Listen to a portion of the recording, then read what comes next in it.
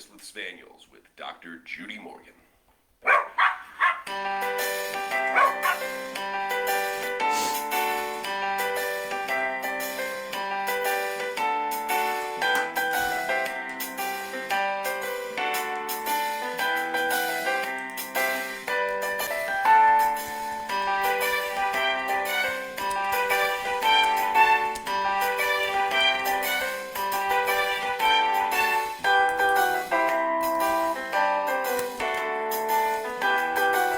Morning, Kathleen, you're first.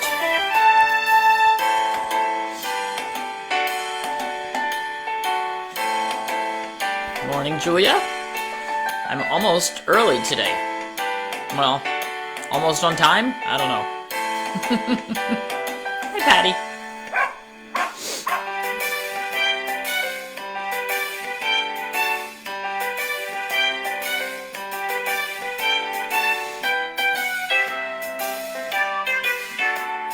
Facebook is slow to notify people. Remember, you can purchase all of Dr. Morgan's products at her website at www.drjudymorgan.com. Now it's time to sit back, relax, and enjoy the show. Anyway, it's Wednesday. Hump day? Middle of the week? Over the hump at the end of the day? I don't know. Anyway, good morning. We're having a little frustration in our house because Miss Shayna, who is 15, has decided she doesn't want to eat anymore. And it's really frustrating when you cannot get them to eat. Interestingly, she is absolutely in love with the Wolf freeze-dried tripe treats and the Momentum freeze-dried pork loin. So that's what she's surviving on right now. It's okay. At least it's, good stuff. She's eating meat. I just can't get any food in her. It makes it really hard to get any of her medications. Hi, Marita. It makes it really hard to get medications in. So, yesterday I shared a post from Dr. Lori Koger, who was nice enough to share that there is a petition that we all need to jump on signing. And it's a petition to withdraw registration for the Seresto collar. Now, there may be some of you out there who use Seresto collars, but it's a nasty chemical. And you want to know how nasty it is? Now, remember that probably 1% of reactions to chemicals or drugs or products, we call them AER, adverse event reports, only 1% get reported. So when we look at the numbers that are given to FDA or whoever, hey, Teresa, late notification, yeah, that explains it. When we look at the numbers that are reported on the adverse event report websites, and you can go to the FDA and see those reports on pick a product, any product. If you want to know if there's been reports on your laundry detergent, you can look that up. So when we look at the numbers on things and consider that only 1% are reported, let's multiply these numbers by at least 100, and that will give you a better idea of where the adverse reactions might truly lie. So with the Seresto, there have been 75,000 adverse event reports. 75,000. Multiply that by 100. You get a lot. 700 of those were harm to humans handling these collars. And you have to think about when you put a chemical collar on your pet, do you have small children in the house? We've got a small child toddling around the house. If there was anything on my dogs, it would be in her mouth, because her favorite thing is to grab a handful of dog hair or anything that's hanging off of anyone and try to stick it in her mouth. So, bad bad stuff. So 700 human adverse event reports, 1,698 pet deaths reported related to the Seresto collar. 1,698 reported. Multiply by 100. You get a lot. And one of the reasons that we say you have to multiply by that number is because Seresto is a collar that lasts for 8 to 9 months. And if you put it on and your pet has a reaction within the first 24 hours, you're going to say, hey, that's bad. My pet had a reaction to something that I just put on him. Hi, Ellen. If your pet starts having seizures or neurologic problems a month after you put it on, are you going to correlate the two? Let's see. There's a toxic chemical being worn on my pet's neck that's being sucked into his body. Could that be causing the seizures that he's having? You know what your veterinarian will say? 9 times out of 10? Nah, not related. Guess what, folks? These are neurotoxins that we're putting on and in our animals. So I tried to copy the link before I got on. Yay, it's working. So luckily, a group for biological biodiversity or something got together a petition that has been sent to EPA.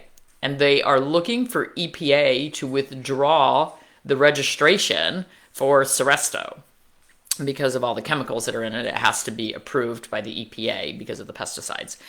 And EPA was nice enough to actually say they will look at it, and this petition can make a big difference. So there you go. Before following me, their husky had a Seresto collar, and the dog died of seizures. Yeah. So that's exactly the kind of thing. Hi, Lisa Rudbergen. Happy belated birthday. I think it was a day or two ago.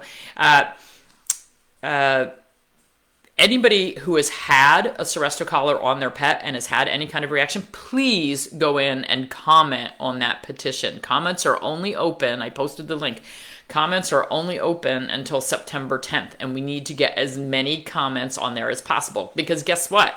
People who like the collar are also commenting and saying, but Lyme disease is so deadly, it's the only thing that works. Here's a shocker. Somebody posted this morning, I use a Seresto collar, and my dog is now being treated for Lyme disease. He's really, really, really sick and might not make it. Did the collar prevent Lyme disease? No. It doesn't repel the ticks.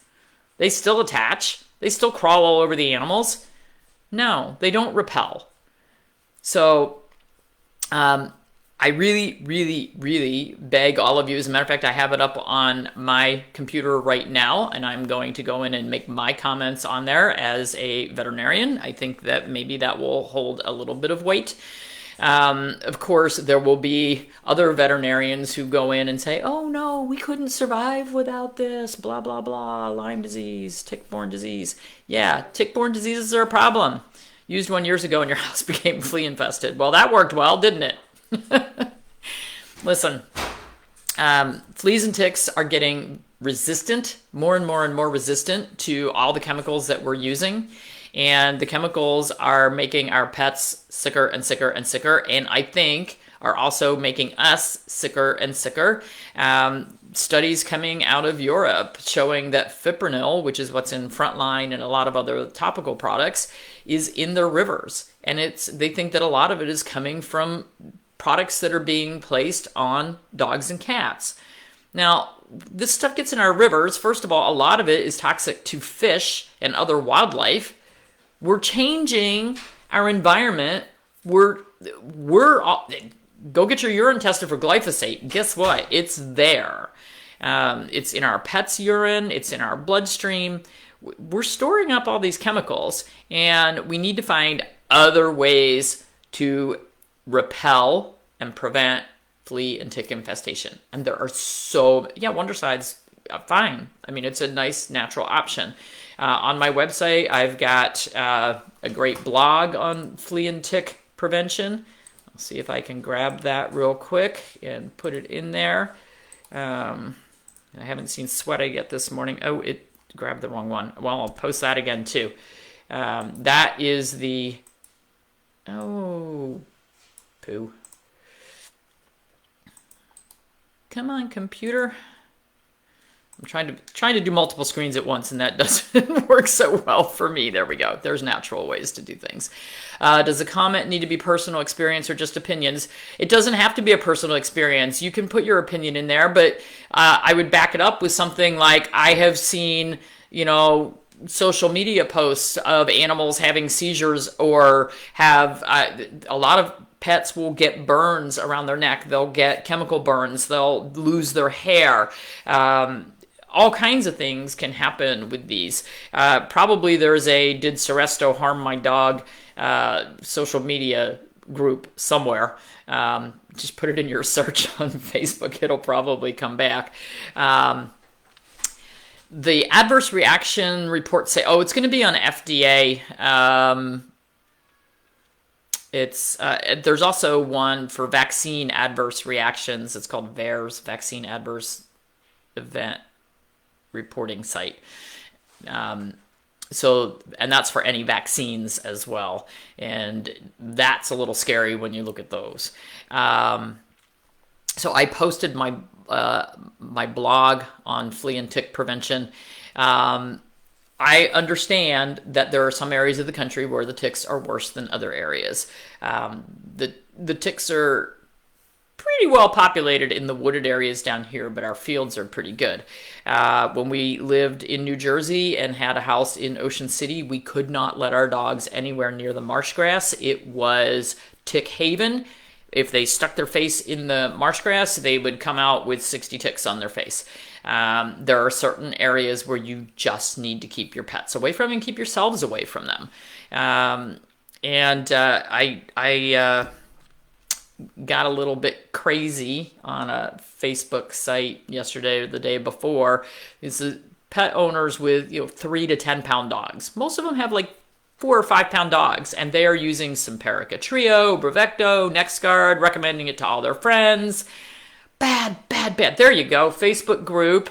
Let's see what it was. Bear Elanco Seresto Collars of Death. It's a private group. You need to answer questions to join, but so many heartbreaking stories of sickened or killed pets. Yeah, you can find those stories out there. New Jersey's horrible for ticks, but I did not use chemicals on my animals in New Jersey.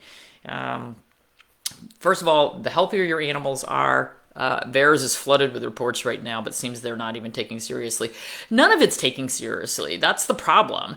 I looked at these numbers that Dr. Lori posted of 75,000 adverse events for Seresto and 1,700 pet deaths. That's a drop in the bucket compared to the isoxazoline reports.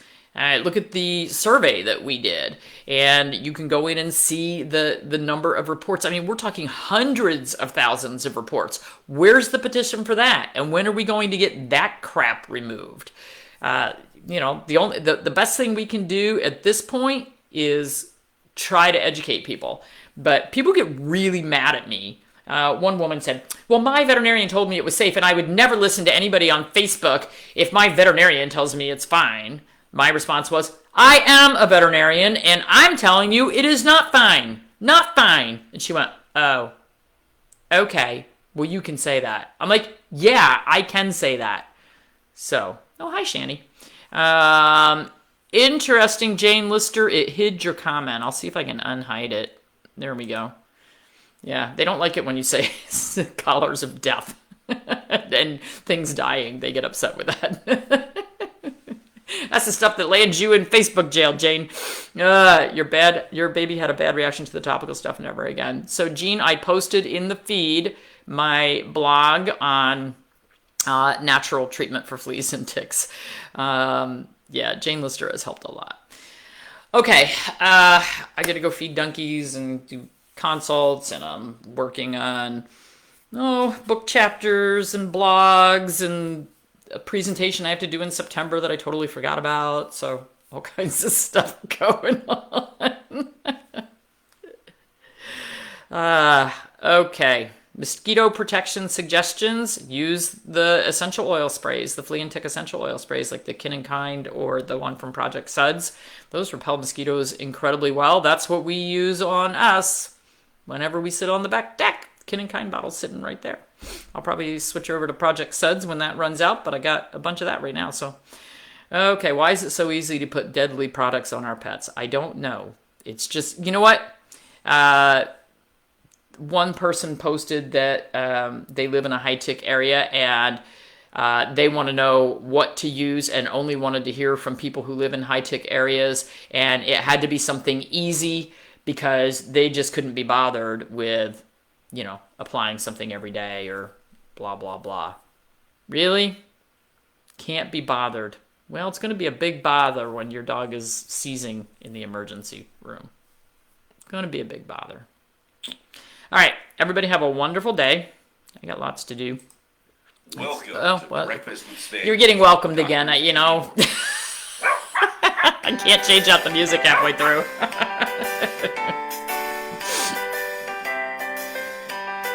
Ah, yeah, that faucet. That's on the little bar sink. It looks like a pipe. We have a lot of pipe type fixtures in the new house. It's pretty cool. If you want to see all the cool stuff in the new house, we've had a lot of fun with decorating and fixtures and stuff. The Facebook page is Fine and Dandy Acres. We did get the Sanctuary LLC set up, and we will be a 501c3. So.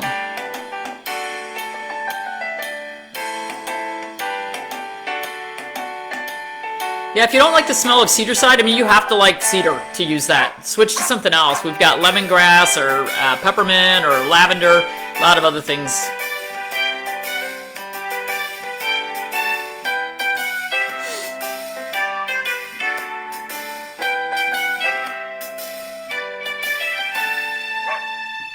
Remember, you can purchase all of Dr. Morgan's products at her website at www.